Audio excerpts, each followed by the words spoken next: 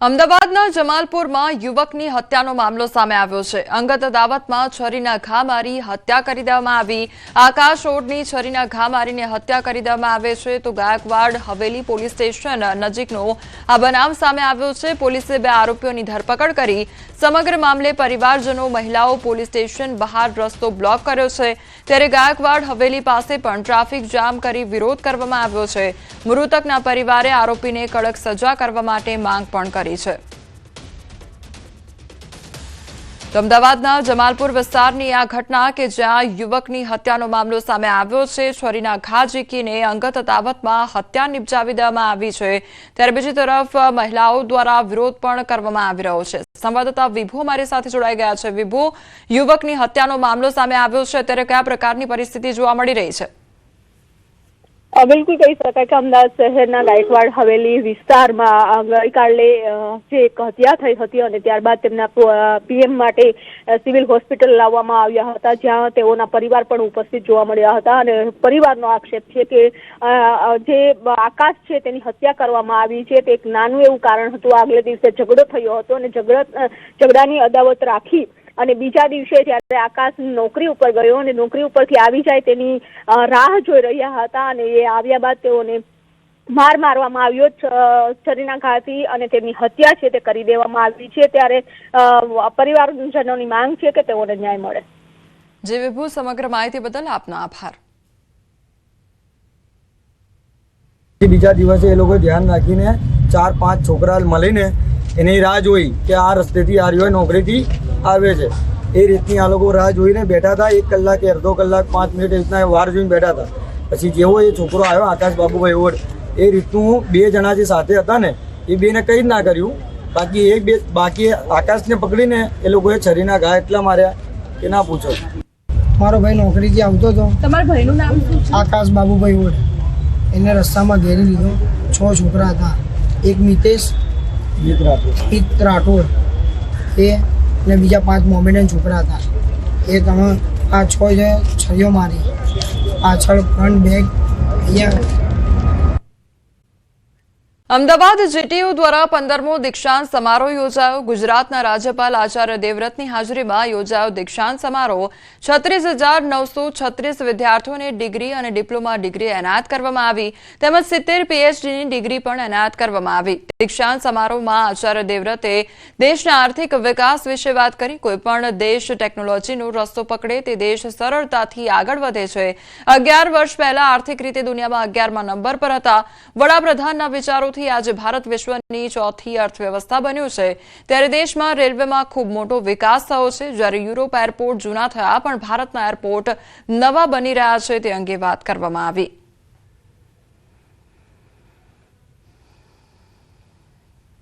राज्यपाल कि आज भारत इस समय 4थी अर्थव्यवस्था बन चुका है और तीसरी अर्थव्यवस्था की ओर तेजी से बढ़ रहा है। इस थोड़े से काल में आज आप अपने देश के रेलवे स्टेशन देखते हैं तो उनमें आमूल चूल परिवर्तन हो गया है। आज भारत के एयरपोर्ट सारे युवा हैं। दुनिया के और यूरोप के एयरपोर्ट बूढ़े हो चुके हैं और भारत के बिल्कुल नए आधुनिक ટેકનોલોજી સે પરિપૂર્ણ છે। જિલ્લાના સલાયા બંદરના 800 જેટલા માછીમારો હડતાળ પર ઉતર્યા છે। ત્યારે ફિશરીઝ વિભાગ દ્વારા અમલી કરાયેલા કડક નિયમોના વિરોધમાં બોટ માલિકોએ પોતાની તમામ બોટો બંદર પર લાંગરી દીધી છે।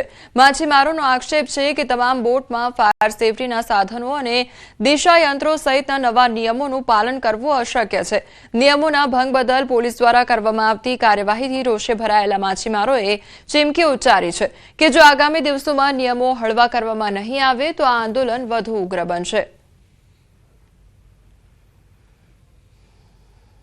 ફિશરીઝના કડક કાયદા અને કડક કાયદાના લીધે અમારા નાના મોટા એવા લોધી પહેલે તો અમારા જેટલો સામાન ફિશરીઝ ડિપાર્ટમેન્ટ કહે છે અમે ના રાખી શકીએ એટલો સામાન, અમુક વસ્તુ હોય રાખી શકીએ, બાકી હવે ના રાખવાની વસ્તુ અમે નથી રાખી શકતા તો પોલીસવાળા અમારા ઉપર ખોટા ખાલી કેસ કરે છે।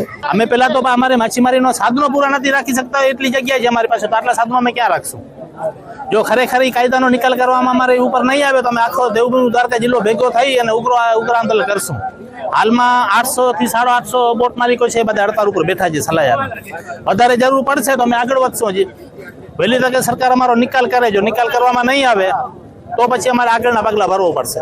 દેવભૂમિ દ્વારકા જિલ્લામાં ફિશરીઝ દ્વારા કડક નિયમો કરવામાં આવતા આજે માછીમારો છે તે હડતાલ ઉપર ઉતર્યા છે. હાલ ન્યૂઝ 18 ગુજરાતી ગ્રાઉન્ડ ઝીરો પર પહોંચ્યું છે. જે પ્રકારે આપ દ્રશ્યો જોઈ શકો છો, સલાયા બંદર કિનારે માછીમારોએ પોતાની બોટ છે તે લાંગરી દીધી છે અને સલાયામાં 800 જેટલા માછીમારો છે તે હડતાલ ઉપર ઉતર્યા છે. ફિશરીઝ વિભાગ દ્વારા જે કડક નિયમો કરવામાં આવતા માછીમારો આજે હડતાલ ઉપર ઉતર્યા છે.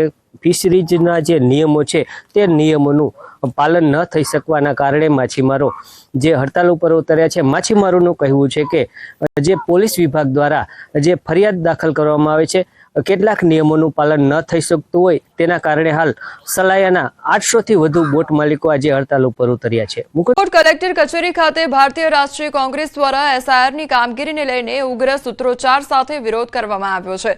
મતદાર યાદીની ખાસ સઘન સુધારણા 2026 દરમિયાન ફોર્મ નંબર 7ના મોટા પાયે ઉપયોગને લઈને ભારે ચર્ચાઓ જાગી છે. ભારતીય રાષ્ટ્રીય કોંગ્રેસે આરોપ લગાવ્યો છે કે છેલ્લા દિવસોમાં રાજકીય પ્રભાવ હેઠળ હજારોની સંખ્યામાં ફોર્મ નંબર 7 જથ્થાબંધ રીતે દાખલ કરવામાં આવ્યા છે. 16 જાન્યુઆરીથી અચાનક સમગ્ર રાજ્યમાં મતદારોના નામ કાઢવા માટેના ફોર્મ 7 અસામાન્ય રીતે મોટી સંખ્યામાં રજૂ થવા લાગ્યા. તેથી કોંગ્રેસનો આરોપ છે કે ભાજપ દ્વારા સુનિયોજિત રીતે ચોક્કસ જ્ઞાતિ, ધર્મ અને રાજકીય વલણ ધરાવતા મતદારોના નામ કાઢી નાખવાનો પ્રયાસ થયો છે. જેથી માંગ કરાઈ છે કે 16, 17, 18 જાન્યુઆરીના રોજ જેટલા પણ ફોર્મ 7 સ્વીકારવામાં આવ્યા હોય તે તમામ ઓફિસોના સીસીટીવી ફૂટેજની તપાસ કરાય અને જથ્થાબંધ રીતે ફોર્મ સ્વીકારનાર અધિકારીઓની ભૂમિકાની પણ તપાસ કરાય. ફોર્મ નંબર 7 એટલે કોઈ મતાધિકાર સામે કોઈ બીજા મતાધિકારને વાંધો હોય તો 7 નંબરનું ફોર્મ રજૂ કરી શકે. પણ 15 તારીખ લગીન 182 વિધાનસભામાં ક્યાંક 30, ક્યાંક 40 અથવા 50 ફોર્મ જ આવ્યા હતા. પણ તારીખ 16, 17 અને 18 ને 19 4 દિવસમાં એવું તો શું થયું કે 10,000 ફોર્મ 7 નંબરના ભરાઈને આવ્યા કે આ 10,000 વોટર્સો સામે અમને વાંધો છે. એટલે ક્યાંક ને ક્યાંક ભારતીય જનતા પાર્ટીની કઠપુતલી બનીને તંત્ર કામ કરી રહ્યું છે તે સાબિત થાય છે. મહિલા પોલીસ કર્મીના આપઘાતથી ચકચાર મચી જવા પામી છે. મહિલાએ ગળે ફાંસો ખાઈ પોતાનું જીવન ટૂંકાવ્યું. ભાવનગરના પ્રીતિ પરમારે આપઘાત કર્યો. કયા કારણોસર આપઘાત કર્યો તેનું કારણ હજી સુધી અકબંધ છે. મૃતદેહને પોસ્ટમોર્ટમ માટે ખસેડવામાં આવ્યો છે તો પોલીસે આપઘાતનું કારણ જાણવા માટે વધુ તપાસ શરૂ કરી છે.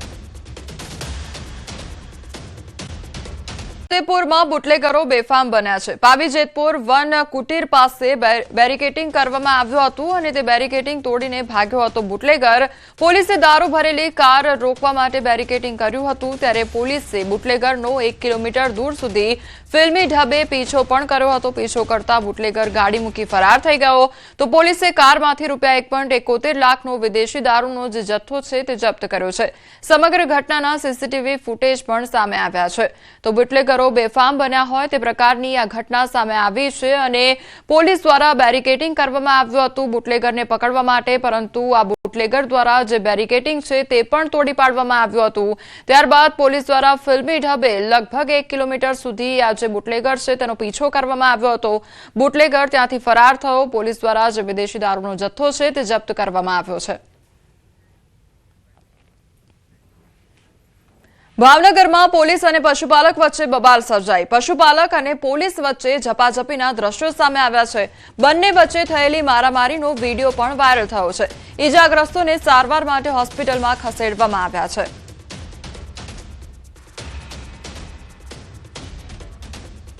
તો પોલીસ તેમજ પશુપાલક વચ્ચે બબાલ થઈ હોવાની આ ઘટના સામે આવી છે અને ત્યારબાદ મામલો ઉગ્ર બનતા મારામારી પણ થઈ હતી, ઝપાઝપી પણ થઈ હતી. બંને પક્ષના લોકો ઈજાગ્રસ્ત પણ થયા છે. તેમને સારવાર અર્થે ખસેડવામાં આવ્યા છે. તો ભાવનગરની આ ઘટના કે જ્યાં આખી જાહેરમાં જ બબાલ સર્જાઈ હતી, પોલીસ તેમજ પશુપાલકો વચ્ચે આ બબાલ સર્જાઈ હતી અને ઝપાઝપી થઈ, ત્યારબાદ મારામારી પણ કરવામાં આવી હતી. વડોદરામાં રસ્તા વચ્ચે કારમાં દારૂની મહેફિલ માણવામાં આવી રહી હતી। રસ્તાની વચ્ચે જ કાર ઊભી રાખવામાં આવી અને સાજીગંજ વિસ્તારમાં દારૂની મહેફિલ માણવામાં આવી રહી હતી। ત્યારે દારૂની મહેફિલ માણતા નબીરા જોવા મળ્યા હતા। મહારાષ્ટ્ર પાસિંગની કારમાં કેટલાક શખ્સો માણતા હતા દારૂની મહેફિલ।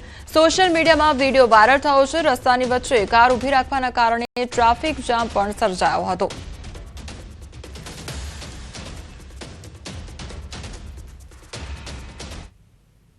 અમદાવાદમાં મહિલા પર ચાકુથી હુમલો કરવાનો મામલો સામે આવ્યો છે। બહેરામપુરામાં મહિલા પર હુમલાની ઘટના સામે આવી છે। મહિલા પર યુવકે ચાકુ વડે હુમલો કર્યો તો યુવકે મહિલા સાથે વાત કરી અચાનક ચાકુ કાઢી હુમલો કર્યો। મહિલાએ બૂમાબૂમ કરતા હુમલાખોર યુવક ફરાર થયો। ચાકુ વડે હુમલાને કારણે મહિલાના હાથમાં ઈજા પહોંચી તો મહિલા પર હુમલાના સીસીટીવી વાયરલ થયા છે। પોલીસે સમગ્ર ઘટનાને લઈને વધુ તપાસ હાથ ધરી છે। તો મહિલા પર હુમલો કરવાનો આ મામલો સામે આવ્યો છે અને આખી ઘટનાના સીસીટીવી ફૂટેજ પણ વાયરલ થઈ રહ્યા છે। ત્યારે પોલીસ દ્વારા પણ વધુ તપાસ હાથ ધરવામાં આવી છે। મહિલાના હાથમાં ઈજાઓ પહોંચી હતી અને તે અંગેના સીસીટીવી ફૂટેજ પણ વાયરલ થઈ રહ્યા છે।